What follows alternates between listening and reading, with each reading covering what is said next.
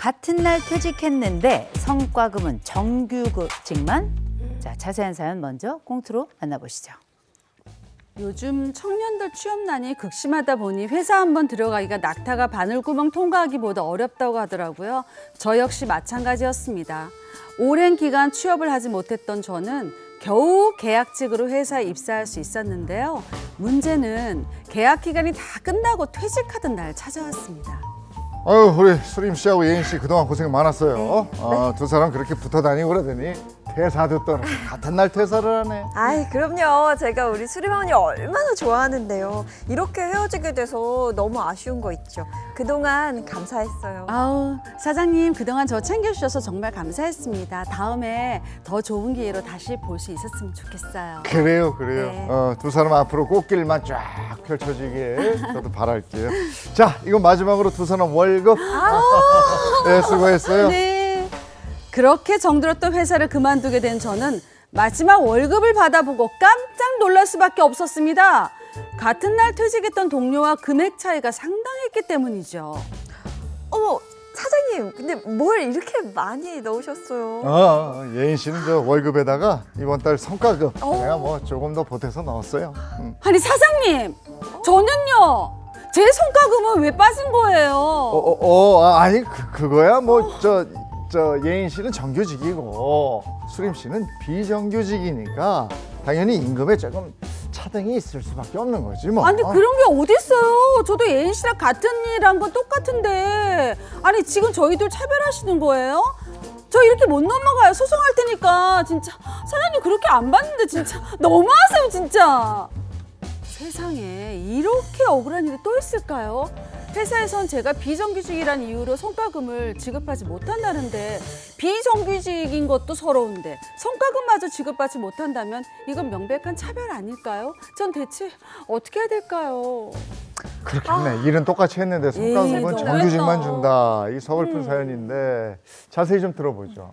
네, 사연은 이렇게 됩니다. 지난해 말에 한 기업의 협력업체 소속 기간제 근로자들이 근로계약이 만료돼서 이제 퇴사를 하게 됩니다. 네. 이후에 노사가 맺은 임금협약에는 정년 퇴직자 협약 체결 당시에 재직자에게만 성과급과 격려금을 지급한다라는 내용이 담겨 있게 되는데 문제는 다 재직이긴 했잖아요. 네. 문제는 같은 날 퇴사한 정규직 근로자들은 성과급을 받았어요. 네. 문제는 기간제 근로자들은 여기서 제외가 됐다는 겁니다. 아. 이 기간제 근로자들이 이건 차별이다라고 네. 하면서 노동위원회에 이와 같은 사정을 알리고 이것을 시정해달라 신청을 하게 되는데 이 노동위의 중앙노동위 모두가 이들의 손을 들어줬습니다.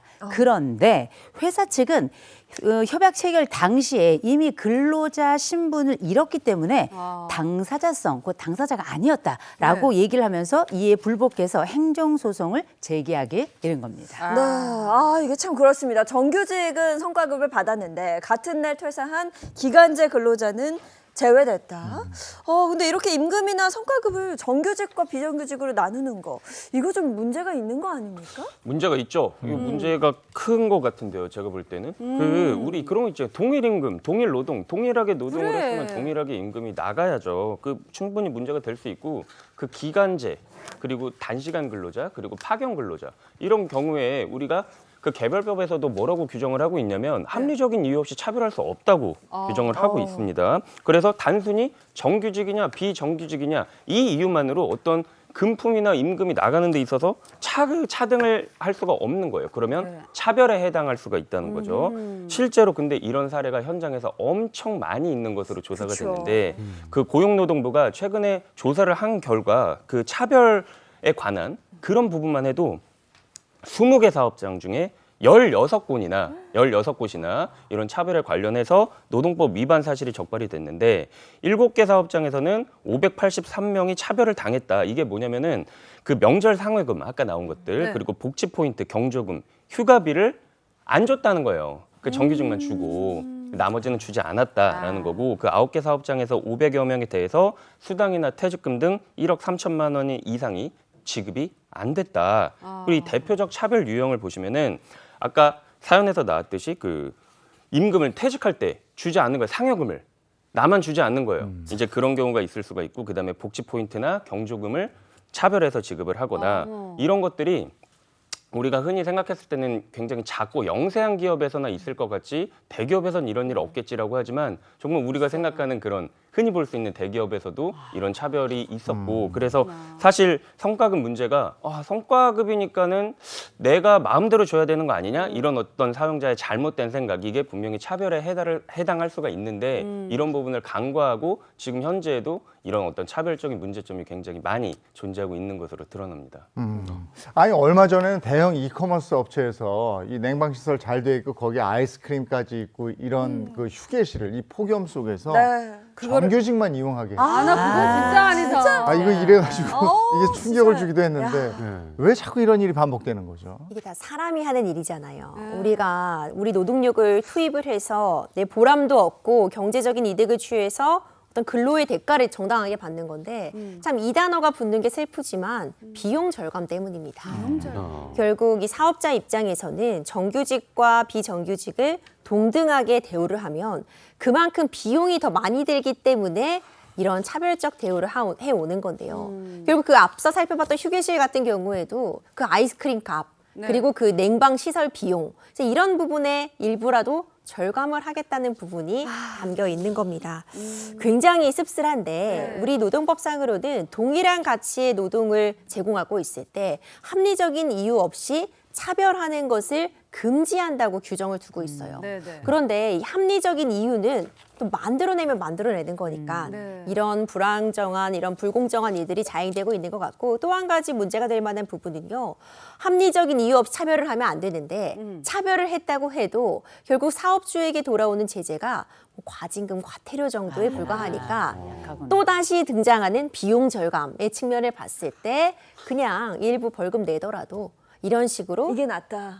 차별을 하는 게 낫다라는 판단도 내려지고 있는 거죠. 아, 진짜 씁쓸하다 정말. 네. 근데 우리 사연에서는 결국 행정소송까지 갔잖아요. 결과가 어떻게 나왔나요?